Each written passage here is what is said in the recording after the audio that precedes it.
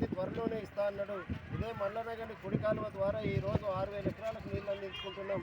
ఎడమ కాలువ కూడా త్వరలోనే ప్రారంభిస్తామని తెలియజేయడం, అన్ని రిజర్వాయర్లు వారి దయ వల్ల రావడం, దేవాదుల సృష్టికర్త వారే ఉండడం, ఈ నియోజకవర్గంలో అన్ని రిజర్వాయర్లు నింపి అన్ని ప్రధాన కాలువల ద్వారా అన్ని ఉప కాలువల ద్వారా ఈ మండలంలో ఈ నియోజకవర్గంలో ప్రతి ఎకరాకు సాగునీరు అందించిన ఘనత కడియం శ్రీహరి గారికే దక్కిందని సందర్భంగా తెలియజేస్తూ ఈ నియోజకవర్గంలోని రైతులందరం మేము కడియం శ్రీహరి గారికి ప్రత్యేకంగా కృతజ్ఞతలు తెలియజేసుకుంటున్నాం. ఈ కాలువ ఇవాళ ప్రారంభించడం రైతుల కళ్ళల్లో ఆనందం అంటే మామూలుగా లేదు. పార్టీలకు అతీతంగా ఇక్కడికి నిజమైన రైతులు చాలా సంతోషంగా వచ్చి ఈ కార్యక్రమంలో పాల్గొన్నారు. మరి ప్రజాసేవ అంటే అదొక కడియం శ్రీహరి వాళ్ళ తప్ప ఎవరి వల్ల సాధ్యం కాదు. ఇంకో రాజకీయ రైతులు ఉన్నారు, ఇలాంటి అభివృద్ధి పనులు చేస్తుంటే వారిపైన ఏదో ఒకటి మాట్లాడుతున్నారు. ప్రజలు ఎవరు వారిని స్వీకరించట్లేదు. కడియం శ్రీహరి గారి అభివృద్ధిని ప్రజలందరూ కళ్ళారా చూస్తున్నారు. ఈ ఒక్క సంవత్సరంలోనే 1000 కోట్ల రూపాయల నిధులతోటి ఈ నియోజకవర్గాన్ని అభివృద్ధి చేసిండు. అందులో భాగంగానే ఇలా 14 కిలోమీటర్ల కాలువ ఈరోజు మనం స్వయంగా చూస్తున్నాం. ఇది ఎర్త్ వరకే ఈ పంటకు నీళ్ళు అందించడానికి నీళ్ళు వదిలిపెట్టారు. ఇదంతా ఇంకా సీసీ కూడా చేస్తారు.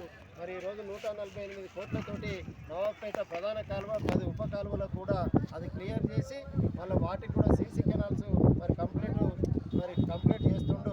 తద్వారా మాకు ప్రతి సంవత్సరం రైతులకు ఇబ్బంది లేకుండా, ఇసుక మేటలు వేయకుండా, తుమ్మలు మొలవకుండా నేరుగా మరి ఆర్ఎస్ గన్పూర్ నుండి వదిలిన నీరు నేరుగా సాగునీరు మరి రైతుల కాలు జరపడానికే వెళ్తాయని సందర్భంగా తెలియజేస్తున్నాం. దాదాపు మేము వస్తుండగానే విన్నాం, కొంతమంది రైతులు ప్రజలు మాట్లాడుకుంటుంటే అసలు ఇది సుసాధ్యమైన పని, ఇది సాధ్యం కావడం అనేది కూడా ఆశ్చర్యంగా వారు భావిస్తున్నారు.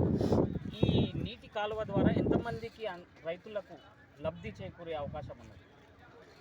ఈ మల్లన్నగండి పొడి కాలువ ద్వారా ప్రధానంగా 5,600 ఎకరాలకు సాగునీరు అందించబోతున్నాం. 5,600 ఎకరాలకు 19 కుంటలను నింపుకుంటూ 19 కుంటలు, అందులో రైనాథ్పల్లి మండలంలోని గోవర్ధనగిరి కొమాళ్ళ 4 కుంటలను నింపుకుంటూ తద్వారా పరోక్షంగా కూడా ఇంకా కొంత పంట కాలువలకు నీళ్ళు ఇస్తాం.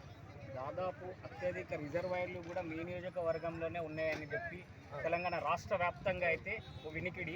మరియు దాదాపు ఈ నియోజకవర్గంలో అంత ప్రజలు హర్షం వ్యక్తం చేస్తూ శ్యామలంగానే ఉన్నదని చెప్పేసి మీరు భావిస్తున్నారు?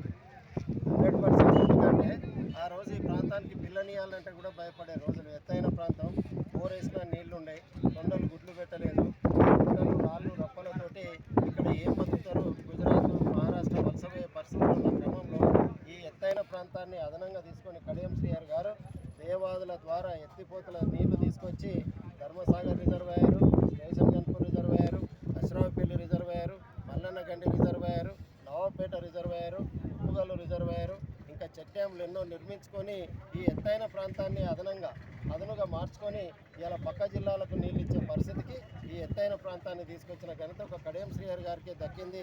మా ప్రాంతం ప్రతి ఎకరాకు ఈ గుట్టల నుండి కాలువలు పోతాయని ఎవరైనా మనం అనుకున్నామా? వారు ఆలోచించి ఈ గుట్టల నుండి కాలువలు తీసి మరి రైతాంగానికి నీళ్ళు అందిస్తుండు. ఈ గుట్ట వరకు కూడా అప్పుడు పశువులు గొర్రెలు మేసుకునేది. ఆ గుట్ట కానుకొని కూడా చూడు ఈరోజు పామాయిల్ చెట్లు పెట్టుకున్నారని అంటే ఈరోజు స్టేషన్ గన్పూర్లో కడియం శ్రీహరి గారు ఏ పంటకైనా నీళ్ళు అందిస్తాడనే నమ్మకంతో ఎక్కడో ఒక గుంట సాగు లేకుండా సాగుతోటే అవపడుతుంది తప్ప వృధాగా అవపడతలేదని ఈ సందర్భంగా తెలియజేస్తుంది.